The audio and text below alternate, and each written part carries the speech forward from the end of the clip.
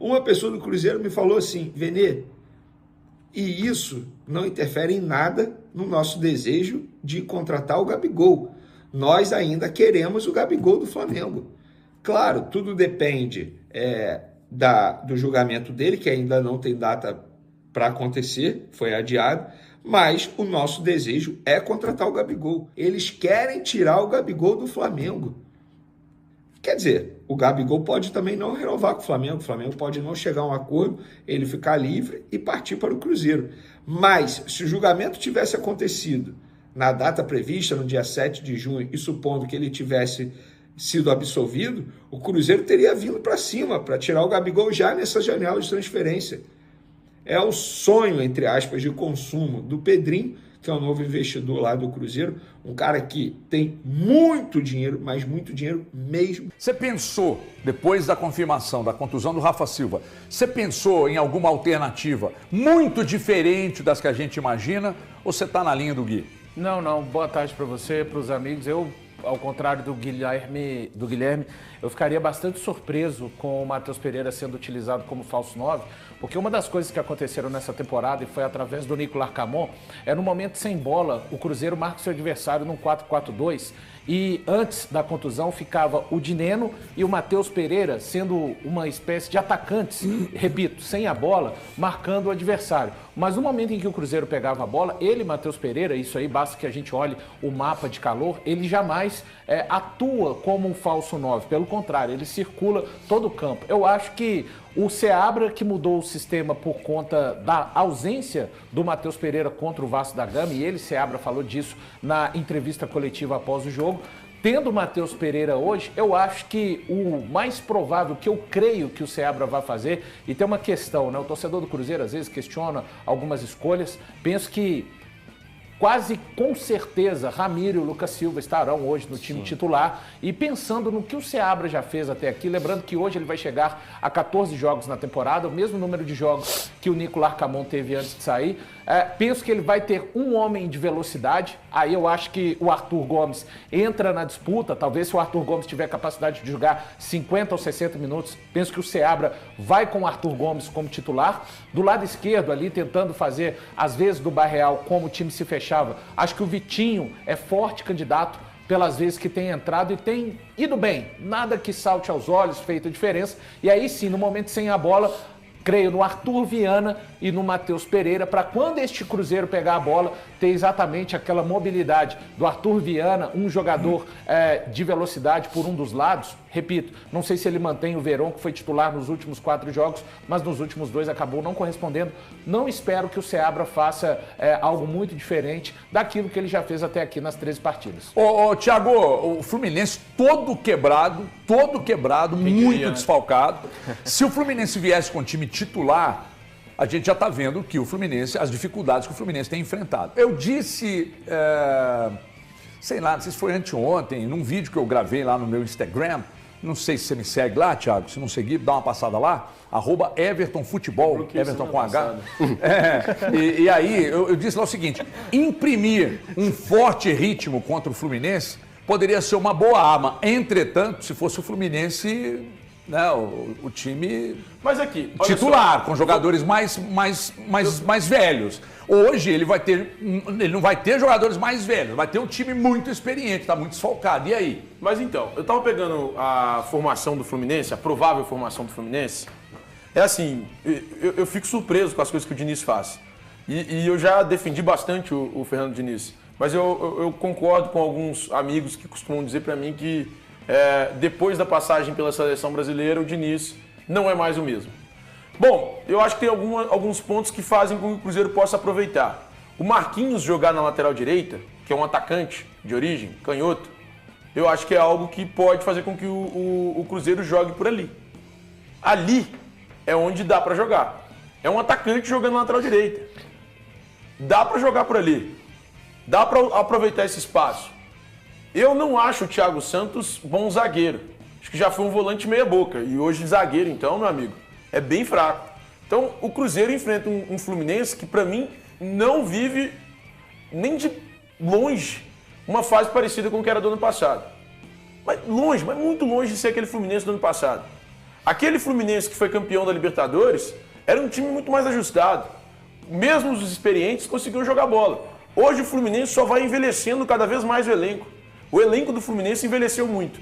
Então, como é um time que, para mim, não tem jogado bem, não tem conseguido manter o ritmo, e as peças que vão entrando agora, para mim, são mais frágeis, eu espero que o Cruzeiro consiga um triunfo. O ponto é, o Cruzeiro entra também no jogo de hoje desfalcado. Sim. O Cruzeiro não tem alguns principais jogadores. Bicho, mas a volta do Matheus Pereira é meio time. É meio time, eu concordo contigo. O Matheus, para mim, é meio time. Quando você tem o Matheus Pereira, eu estava assistindo a Cruzeiro e Vasco, eu trabalhei nesse jogo na Transamérica. Tava trabalhando nesse jogo. Que terror, hein? Cara, eu quase me demiti. Falei, Dadá, não quero mais. Eu não quero mais, Dadá.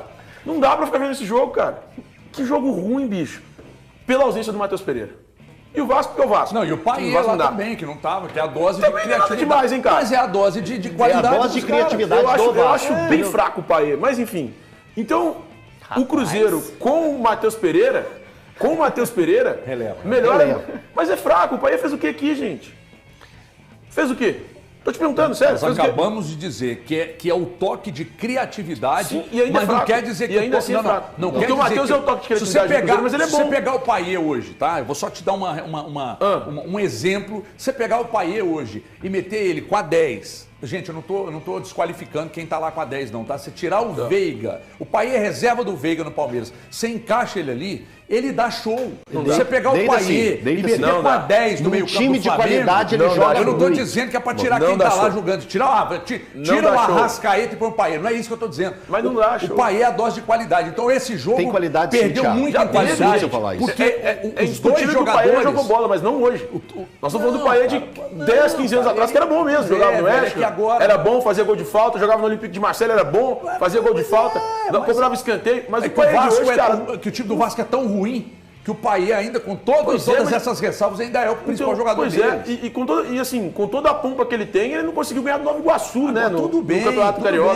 Aí é o Vasco. Nova Iguaçu. Aí é o Vasco. Pois é, mas ele fez o que de diferente nesse jogo? Você fala assim, nossa, realmente, esse Paê... ruim. Porque, peraí, nós estamos falando de dois caras muito diferentes. Outra coisa, você tem nós estamos falando de Matheus Pereira, que quando ele entra, não, mas não tem ele dá um show. Ele dá um show. E ele faz o Cruzeiro jogar bola. Com o Matheus Pereira, o Cruzeiro é um.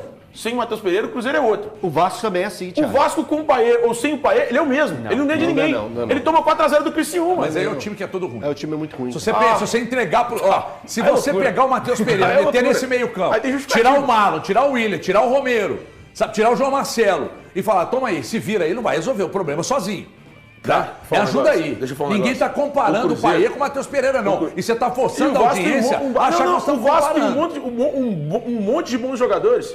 Tem o Lucas Piton, que é bom. Por que você está falando do Vasco? O adversário é o Fluminense. Não, porque vocês citaram o Vasco. Eu falei que o jogo foi ruim. Ele arrumou uma confusão. E aí eu elogiando o Matheus Pereira, vocês falaram do Paê do outro lado, eu discordei. Simples. Vocês citaram o Paê. Eu não queria nem citar o Paê. Estava citando o jogo do Cruzeiro sem o Matheus Pereira. Vocês inventaram de citar um cara que é muito abaixo do Matheus Pereira. Mas muito abaixo. Como é que você chama seu pai? Paizão. Achei que era Paê. Pois não. Ô, HG, só assim, a questão a respeito do jogo de hoje. Eu acho que o Cruzeiro tem que, em alguns momentos da partida, pressionar muito esse Fluminense lá em cima. Sim. O Colo-Colo fez isso contra o Fluminense. O Colo-Colo perdeu o jogo no Chile, mas o Colo-Colo, a gente já disse aqui em termos de Libertadores, talvez seja a equipe mais limitada daquelas que se classificaram às oitavas de final. O Colo-Colo realmente conseguiu criar muitos problemas no Fluminense. O Juventude, recentemente, conseguiu criar problema com o Fluminense assim no Maracanã. Inclusive, teve um gol do Jadson, numa falha ali do Fábio. Na verdade, numa falha de todo o sistema defensivo. E o Fluminense, desde que perdeu o André, que é mais um que é desfalque, além Felipe Melo, Guga, Ganso, Samuel Xavier, Manuel e Marcelo. E Arias. O Fábio, e Arias, que está na seleção colombiana.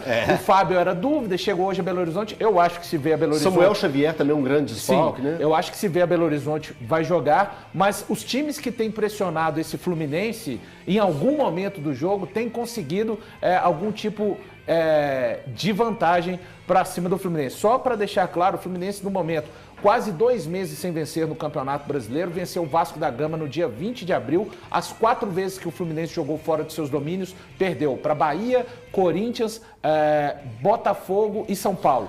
Então é um time que o Cruzeiro tem quis jogar no Mineirão de uma forma, com uma postura diferente daquela do Vasco, a lamentar hoje a ausência do Lucas Romero, o principal marcador deste meio campo do Cruzeiro. Então, só um detalhe, Gui, o Cruzeiro precisa de fazer isso de uma forma diferente do que tentou fazer contra o Goiás, porque o Fluminense, ele tem...